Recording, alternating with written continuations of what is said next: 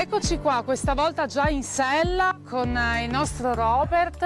Ti dico buongiorno di nuovo, anche se ormai abbiamo già cominciato a pedalare, perché se stiamo conoscendo le piste ciclabili della regione con queste pedalate, grazie a voi guide, grazie a te, a Mario e a Giorgia, soprattutto stiamo conoscendo la ciclovia Alpe Adria. Abbiamo già affrontato qualche tratto. Oggi quello che ti chiedo è di farmi capire come si arriva a Udine. Ti porto volentieri attraversando tutta la serie delle colline moreniche che stanno a nord di Udine, quindi questo regalo che ci ha lasciato il ghiacciaio del tagliamento 12.000 anni fa, che ha portato ad accumularsi tutta una grande quantità di ghiaia, ha formato queste colline moreniche, quindi noi avremo un andamento abbastanza ondeggiante, possiamo dire oggi. Partiamo da Gemona, raggiungiamo Osoppo, cose particolari, passiamo per Buia, poi le frazioni di Buia e raggiungiamo Udine con una serie di strade secondarie, non è pista ma sono strade secondarie,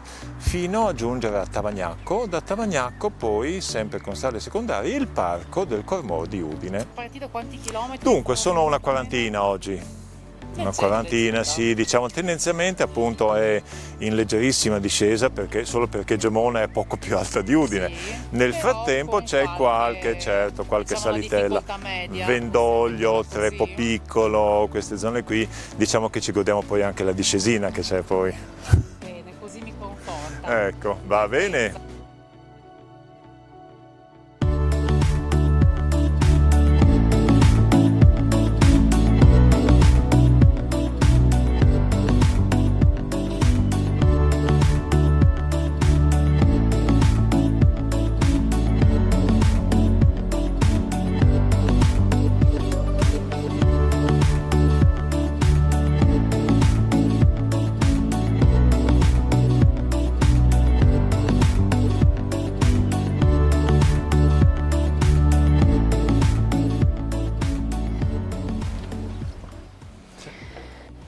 A Osoppo ci fermiamo subito nella chiesa di Santa Maria ad Nives e, conoscendo Robert che è appassionato d'arte, sicuramente c'è qualche motivo particolare. Qual è? Questa qui è una bella chiesa. Tieni conto che Osoppo come località è menzionata già al tempo dei Longobardi, ma lasciamo perdere tutto questo tempo. Dopo il terremoto la chiesa venne risistemata e ha ancora una serie di opere molto interessanti, tra cui 2 opere del Rinascimento friulano, una di Pellegrino da San Daniele e una di Pomponio a Malteo, che sono ancora visibili, sono 1494-1560, fenomenale. Una chiesa che forse pochi conoscono, ci si passa davanti, però pochi sanno che c'è la porta laterale che è sempre aperta e vale la pena.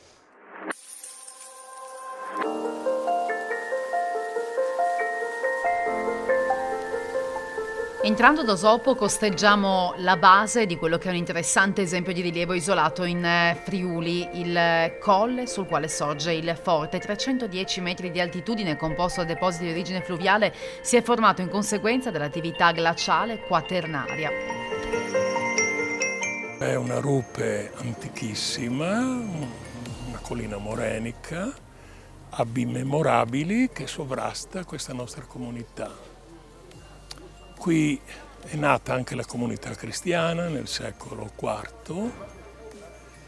Qui ci sono delle memorie cristiane, ma anche, prima ancora, romane.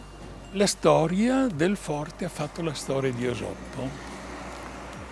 Questa rupe è stata assediata dai barbari e quindi difesa, è stata occupata dagli imperiali al tempo delle lotte tra imperiali e Venezia, è stata occupata dai nazisti al tempo della Seconda Guerra Mondiale.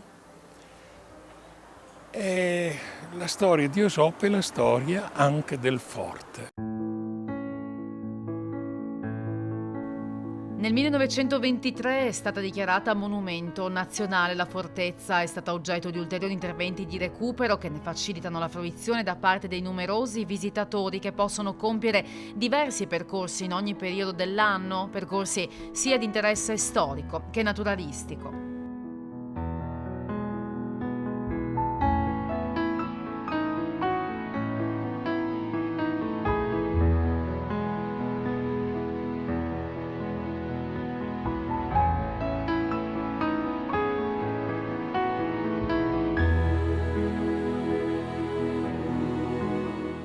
In questo parco cosa ci Siamo racconta? nella zona delle sorgive di Bars, che è una zona protetta ancora dagli anni 80, in realtà, proprio per le sue peculiarità. Adesso la cosa è stata confermata, essendo stato inserito come sito naturale nella rete 2000. Siamo nella parte bassa, qui, sud orientale. È un vecchio aeroporto. Nella seconda guerra mondiale qui questi lunghi viali che percorriamo subito erano cementati e servivano da pista di rollaggio per piccoli aeroplani, erano piccoli ricognitori. Poi è stato riutilizzato come zona naturalistica e adesso ti porta un po' a vedere come si presenta. Questa qui è una delle chicche che troviamo oggi lungo la strada.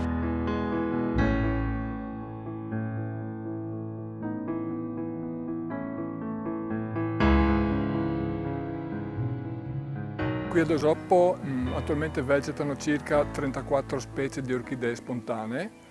Le possiamo trovare nel periodo che va dai primi di marzo a tutto il mese di giugno, e dopodiché c'è una piccola pausa estiva e in settembre troveremo l'ultima specie che vegeta in questi prati. E naturalmente le specie non si trovano tutte e 34 assieme, alcune le troviamo nei prati, altre le troviamo in zone più ombreggiate, altre ancora le troviamo in zone paludose che si trovano un po' più verso sud del comune di Osoppo. Comunque in questo prato in particolare possiamo trovare almeno una ventina di specie e ci tengo a ricordare che potete fotografarle, potete ammirarle, c'è una normativa proprio regionale che vieta la raccolta anche del solo stelo. Alcune orchidee sono piuttosto comuni come la Anacamptis pyramidalis, che è un'orchidea di forma piramidale ed è questa, sta fiorendo proprio in questi giorni e come vedete ci sono tantissimi esemplari, in questo prato in particolare ce ne sono almeno 1 migliaio. Qui ai miei piedi sono le ultime piante ormai di Anacamptis morio, che questa è una pianta che fiorisce già ai primi di aprile ed è questa dai colori viola. Qui troviamo una splendida specie del genere Ophrys, una Ophrys holosericea,